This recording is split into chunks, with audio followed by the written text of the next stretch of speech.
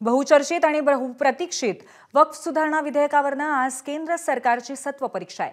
लोकसभेमध्ये आज हे विधेयक मांडलं जाणार आहे। दुपारी 12 वाजता हे विधेयक मांडलं जाईल आणि त्यानंतर यावर 8 तास चर्चा होईल। या विधेयकाला विरोधी पक्षांनी कडाडून विरोध केलाय। 8 तासाच्या चर्चेमध्ये काँग्रेसला 100 मिनिटं दिली आहेत। त्यांचे 3 सदस्य भाषण करणार आहेत। तसंच विरोधक चर्चेच्या शेवटी व्होट काउंट मागणार आहेत। लोकसभेमध्ये 272 तर राज्यसभेमध्ये 119 संख्याबळाची विधेयक मंजुरीसाठी आवश्यकता असेल। लोकसभेमध्ये एनडीएचे 293 आणि राज्यसभेमध्ये 121 खासदार आहेत। लोकसभेतील तेलुगू देसम आणि जनता दल संयुक्त हे सरकारला पाठिंबा देणारे मित्रपक्ष ऐनवेळी कोणती भूमिका घेतात यावर भवितव्य अवलंबून असेल, तर राज्यसभेमध्ये 6 नामनिर्देशित खासदारांच्या पाठिंब्यावरती या विधेयकाचं भवितव्य अवलंबून आहे।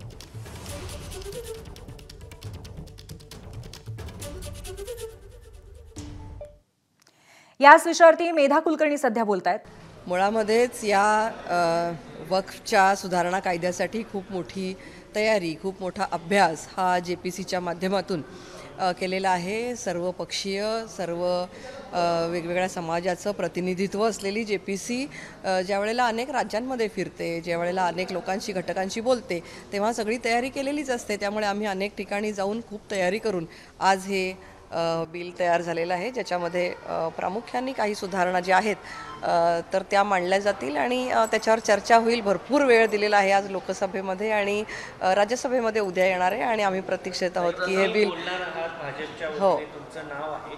कोणकोणते असे मुद्दे आहेत ज्या जमेच्या बाजू आहेत, कोणते बदल होणार आहेत ज्यामुळं मुस्लिम समाजाला फायदा होणार आहे जसं ते विरोध करतायत, मात्र वस्तुस्थिती काय आहे, कोणकोणते मुद्दे महत्त्वाचे आहेत यामध्ये? मी तुमच्या सगळ्यांच्या माध्यमातून आवाहन करू इच्छिते मुस्लिम समाजातल्या बंधू भगिनींना की हा कायदा जो आहे हा तुमच्या सगळ्यांच्यासाठी येतोय, तुमच्या हक्कांच्या संरक्षणासाठी येतोय।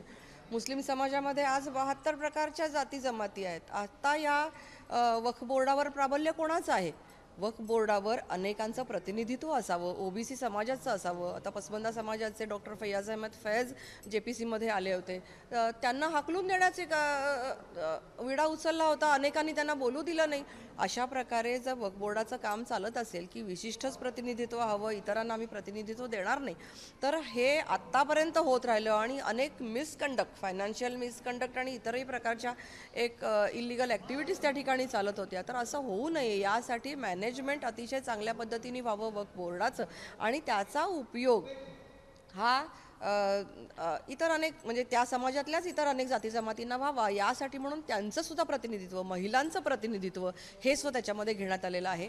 प्रामुख्याने आणखीन एक बदल महिलांसाठीचा मी सांगते की वक्फ अलाल औलाद याच्यामध्ये एखाद्या व्यक्तीच्या मृत्यूनंतर त्याच्या पश्चामध्ये त्याची संपत्ती जी आहे, इतरही धर्मामध्ये आपण बघतो की त्यांची संपत्ती त्यांच्या घरातल्या त्यांच्या समजा पत्नीला असेल, त्यांच्या अनाथ मुलांना असेल तर ही त्यांना ती दिली जाते।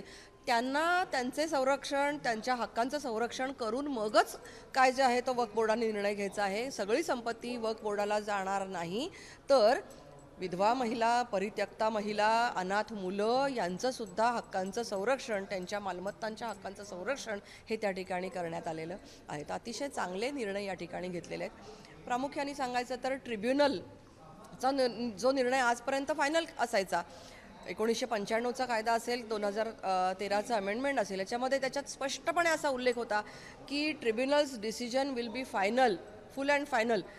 अशा वेळेला असं व्हायचं की जो ॲग्रीव्ड आहे, जो बाधित व्यक्ती आहे, पीडित व्यक्ती आहे, त्या व्यक्तीला कुठेही जाण्याचा एक चान्स राहायचा नाही किंवा त्याला संधी मिळायची नाही, तर ती व्यक्ती हायकोर्टामध्ये जाऊ शकणार आहे, न्याय मागू शकणार आहे।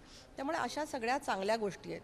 प्रामुख्याने वक्फ बोर्डाला लिमिटेशन ॲक्ट या सगळ्या कायद्याला लागू झालेला आहे। त्याच्यामुळे एखादी व्यक्ती वक्फ क्रिएट करत असेल तर त्याची नोंदणी ही वेळेमध्ये करावी लागेल।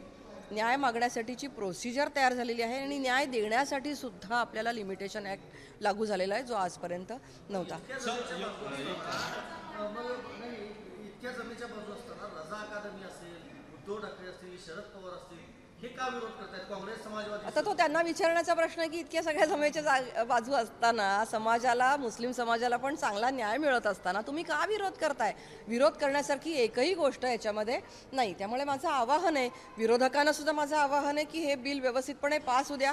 हे बिल रिट्रो इफेक्ट घेऊन येत नाहीये, तर पुढे येणाऱ्या वक्फ ज्या क्रिएट होणार आहेत जागा त्यांच्यासाठी अतिशय सिस्टमॅटिक की वक्फ करणारी व्यक्ती स्वतः त्या जागेची मालक असायला पाहिजे, ती दान देण्यासाठी पात्र असायला पाहिजे आणि वेळेमध्ये त्या वक्फ जी जागा तयार झालेली आहे, वाकिफचं नाव, तारीख, ॲड्रेस हे सगळं दिलं पाहिजे. आज होतं आहे काय की जे रजिस्टर केल्या जात आहेत वक्फच्या प्रॉपर्टी ज्या आहेत त्याच्यामध्ये इतकी तफावत आढळते आपल्याला की त्याच्यामध्ये कुठेही ज्यांनी जागा दान केली त्याचं नाव नसतं, तारीख नसते, ॲड्रेस नसतो, सीमारेषा नसते, कुठल्याही प्रकारची माहिती न देता अमुक एक जागा वक्फ म्हणून डिक्लेअर केली. तर आत्तापर्यंत कलम जे सेक्शन जो 40 होता त्या 40 कलमच्या आधारे कुठलीही जागा ही वक्फ म्हणून घोषित केली जायची आणि मुळात जो मूळ मालक आहे त्यालाच उपरा किंवा बाहेरचा ठरवलं जायचं आणि त्याला ट्रेसपासर मानलं जायचं. आता इथून पुढे त्याला दाद मागण्यासाठी जर आम्ही संधी देतोय आणि मग ती संधी मिळाल्यानंतर जो काही निर्णय होईल तो सगळ्यांसाठी बोथ साईड्स तो ॲप्लिकेबल असेल. असं असताना विरोध करण्याची कुठलीही संधी आज केंद्र शासनाने ठेवलेली नसताना तुम्ही का विरोध करताय आणि दिशाभूल करताय एका विशिष्ट समाजाची? तुम्हाला त्यांना पुढे न्यायचं नाही आहे का? तुम्हाला त्यांना शिकवायचं नाही आहे का? वक्फ मालमत्तांच्या जागांचा उपयोग करून हॉस्पिटल्स, शाळा, कॉलेजेस काढून त्यांना शिकवून त्यांना आणखीन काहीतरी त्यांच्या पदरी पडेल याच्यासाठी सुविधा निर्माण करायच्या नाही आहेत का? तुम्ही का विरोध करताय? त्यांना अडाणीच ठेवायचं आणि त्यांच्या मतांचा गैरफायदा घ्यायचा आहे? कशासाठी आपण हे करतोय हे जगाला कळलेलं आहे.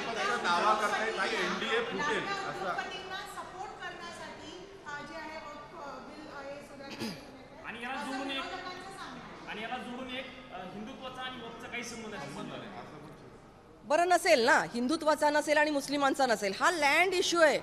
हा लँड इश्यू आहे. मग जर सगळे लँड इश्यूज जर सिव्हिल कोर्टामध्ये जातात तर तुम्हाला कोर्टात जायला अडचण काय आहे? तुम्हाला का ट्रिब्युनल लागतं? आज 52 मुस्लिम कंट्रीज आहेत. कुठे ट्रिब्युनल आहे सांगा? कुठे धार्मिक ट्रिब्युनल आहे सांगा? आज आपल्या देशामध्ये सुद्धा अनेक वेगवेगळी ट्रिब्युनल्स आहेत.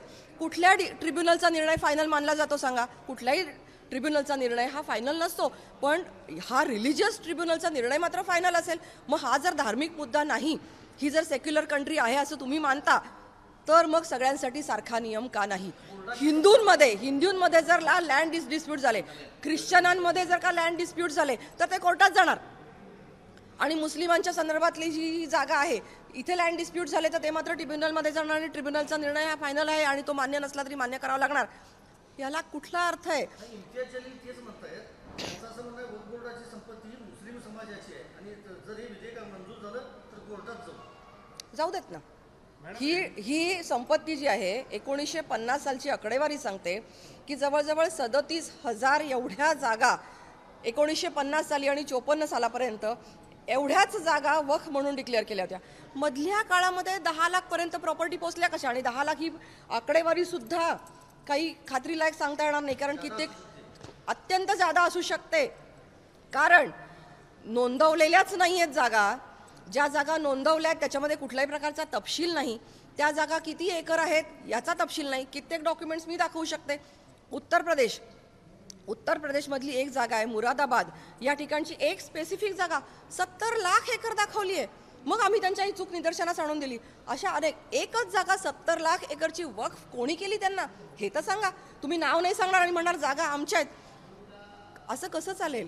काहीतरी आई वडिलांनी सुद्धा जागा जेव्हा मुलांना देतात तेव्हा बक्षीसपात्र जेव्हा करतात ते रजिस्ट्रेशन करतात, आई वडिलांनी दिलेल्यांचं नाव असतं, मुलाला दिले असतील तर त्याचं नाव असतं, तारीख असते आणि हे कुठेही यांच्या जागा ज्या ट्रान्सफर होतात असं ते सांगतात. वाकिफ कोण आहे ते सांगा, कोणी दिली ते सांगा, तारीख सांगा, एवढंच आमची अपेक्षा आहे. ताई आपण म्हणता की हिंदुत्व आणि मुस्लिमांचा काही संबंध नाही आहे असं आपण आता स्पष्ट करताना नाही, तुम्ही असं म्हणालात की समजा राऊत म्हणाले की संबंध नाही, तर समजा नसेल, कुठल्या धर्माचा विषय नसेल जर, तर सगळ्यांनीच आपण कोर्टात जाऊया ना. मग तुम्ही मागणी करा की ट्रिब्युनल रद्द करून टाका आणि कोर्टच फक्त ठेवा. धर्माचा संबंध नाही आहे.